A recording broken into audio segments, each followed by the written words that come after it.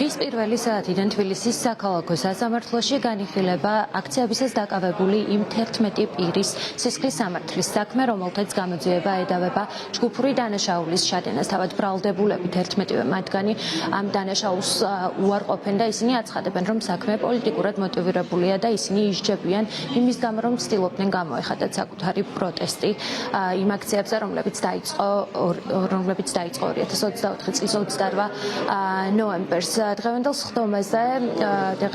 სხდომა უკვე თითქმის მე-7 საათია მიმდინარეობს და ამ სხდომაზე არაერთი შუამდგომლობა დააყენა დაცვის მხარემ, მათ შორის მოსამართლის აცილებასთან დაკავშირებითაც, თუმცა არც ერთი შუამდგომლობა მოსამართლე ირაკლი შვანგირაძეს არ დაუყენებია. ასევე დღევანდელ სასამართლო პროცესს, ისევე როგორც წინა სასამართლო სხდომას, არ ესწრებიან ოჯახის წევრები, ბრალდებულების მათი ახლობლები და ის პირები, რომელთაც სურდათ ამ ნამდვილად მაღალი საზოგადოებრივი ინტერესის საქმეზე, სასამართლო სხდომაზე დასწრება. დღევანდელ სხდომას ასევე არ ესწრებოდნენ არასამთავრობო ორგანიზაციების წარმომადგენლები, რომლებიც დამკვირვებლების როლში ესწრებოდნენ ხოლმე სასამართლო პროცესებს, განსაკუთრებით ასეთ რეზონანსულ საქმეებზე. ბუნებრივია, ადვოკატებმა დაცვის მხარემ ამასთან დაკავშირებითაც წარმოადგინეს შუამდგომლობა, თუმცა ირაკლი შვანგირაძეს არც ეს შუამდგომლობა დაუკმაყოფილებია და ასევე საერთოდ არ განუხილავს შუამდგომლობა ზოგადად სხდომის გახსნასთან დაკავშირებით და ამ სხდომაზე მსურველთათვის დასწრების უფლების მიცემასთან დაკავშირებით. რაც შეეხება ახლანდელ მდგომარეობას, ჯერ კიდევ გრძელდება სასამართლო პროცესი და ახლა მხარეები სასამართლო ზოგადად განიხილავს მტკიცებულებათა დასაშვებობის საკითხის საქმეში. არის რამდენიმე მტკიცებულება, რომელზეც პროკურატურა ამბობს, რომ არ უნდა იყოს დაშვებული და არ უნდა დაერთოს საქმეს, რასაც ბუნებრივია არ ეთანხმება დაცვის მხარე. ჩვენ შეგვიძლია მოვისმინოთ ბრალდებულების განცხადებებიც, მათ შორის ონისე ცხადეცისა და ანდრო ჭიჭინაძის განცხადებები, რომლებიც მათ გააკეთეს სწორედ მტკიცებულებათა დასაშვებობასთან დაკავშირებით და ასევე შეგვიძლია მოვისმინოთ მათი უფლებადამცველების კომენტარები, ადვოკატების კომენტარები, რომლებიც ამტკიცებენ, რომ რეალურად საქმეში არ არსებობს იმგვარი მტკიცებულებები, რომლებიც დაადასტურებდა იმას, რომ ეს ჯგუფური დანაშაული რეალურად მართლა ჩაიდინეს ბრალდებულებმა და ისეთი იმგვარი მტკიცებულებები ასევე მათი მტკიცებით არ არსებობს საქმეში, რომელიც პროკურატურის ვერსიას ამ საქმესთან დაკავშირებით დაამტკიცებდა. ირონია ნარევი მადლობა მინდა გადაუხადო პროკურატურას მტკიცებულებებისთვის, რაც ამ შემთხვევაში წარმოადგინეს, იმიტომ რომ აბსოლუტურად ყველა მათი ბრალებში მტკიცებულება ჩვენ წესკულზე ასხავს წყალს. პრინციპში ჩვენ დაახლოებით 4 თვეა ველოდებით რაღაცას, რომ განვითარდეს, ანუ მათივე ლოგიკით წინ წაიწიონ და აბსოლუტურად არაფერი არ ემატება საქმეს, მაგრამ რა უნდა დაემატოს, ფიზიკურად არაფერი არ არსებობს. ანუ არაფერი მათ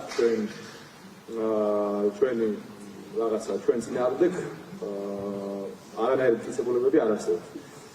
ფიქრობთ, რომ მტკიცებულებები, რომლებიც არ ეხება უშუალოდ მოცემულ ბრალდების მხარეს, ყველა ეს მტკიცებულება უნდა იქნეს ამ რიცხული საქმის განხილვიდან, ხოლო ერთ-ერთ შემთხვევაში ადვოკატს აქვს განსხვავებული მოცემულობა, როდესაც არ მოხდა კანონდადგენილ ვადაში მის მიმართ საქმის მასალების გაცვლა და ნახოთ სასამართლო რას იზამს, თუმცა იმ პრაქტიკას თუ გადავხედავთ, რა პრაქტიკიდაც ეს პროცესი მიმდინარეობს, რომ არც ერთი შუამდგომლობა არ იქნა დაკმაყოფილებული, ალბათ არც ერთ შუამდგომლობას დაცვის ხარისხს სასამართლო არ დააკმაყოფილებს. ეს ყველა ამ მტკიცებულებას bis დაუშვებლად ცნობის მოთხოვნის შესაძლებლობა არსებითი განხილვის შემდგომაც გვაქვს, როდესაც უშუალოდ და ზეპირად იქნება ყველა მტკიცებულება გამოკვლეული.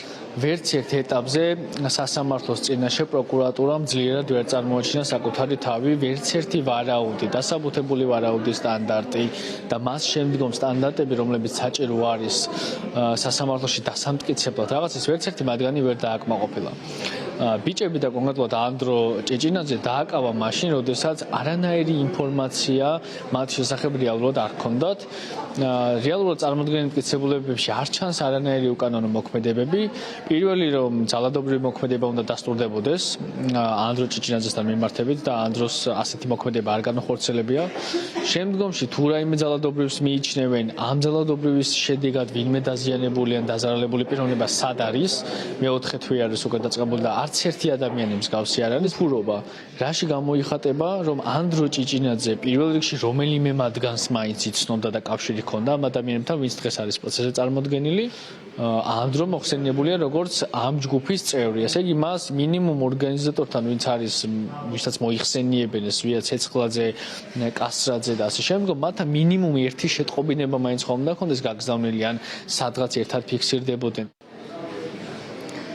დიახ, მტკიცებულებათა დასაშვებობის საკითხზე სასამართლო უკვე რამდენიმე საათია მსჯელობს, ასევე სასამართლოს სხდომაზე დაიწყეს მსჯელობა იმის თაობაზე, უნდა გადავიდეს თუ არა საქმე არსებითი განხილვის ეტაპზე, თუმცა დღეს მთელი დღის განმავლობაში ბრალდებულთა უფლებადამცველები, მათი ადვოკატები მედიასთან საუბრისას აცხადებდნენ, რომ მათ არ აქვთ მოლოდინი, რომ საქმე არსებითი განხილვის ეტაპზე არ გადავა, მიუხედავად იმისა, რომ მათი შეფასებით ამის საფუძველი არ არსებობს. მე გეტყვით იმასაც, რომ დღეს ასევე სხდომის დაწყებისთანავე აქ შეკრებილი იყვნენ ის ადამიანები, რომლებიც მხარს უჭერენ დაკავებულებს, ბრალდებულებს, მათ შორის არის ანდრო ჭიჭინაძეც მსახიობი, რომლის კოლეგებიც და მხარდამჭერებიც ამ დრომდე რჩებიან თბილისის საქალაქო სასამართლოსთან, თუმცა როგორც უკვე გითხარით, მოსამართლემ სხდომა 5 მარტს გადაწყვიტა, რომ დაეხურა და შესაბამისად მათ დღესაც არ მიეცათ იმის შესაძლებლობა, რომ შესულიყვნენ სხდომათა დარბაზში და დასწრებოდნენ სასამართლო პროცესს. მე ასევე გეტყვით იმას, რომ 11-ვე პირს,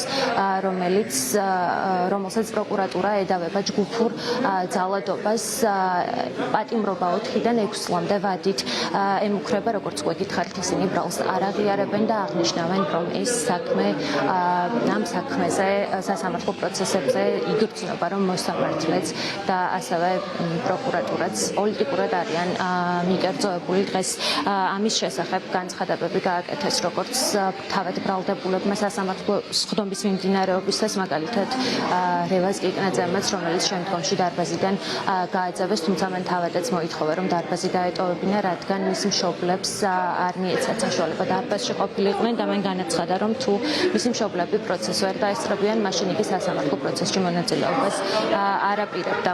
როგორც უკვე გითხარით, სასამართლოს სხდომა ამ დრომდე გრძელდება და სავარაუდოდ მოსამართლე აღარ გადადებს იმის გადაწყვეტას, უნდა გადავიდეს თუ არა საქმე არსებითი განხილვის ეტაპზე.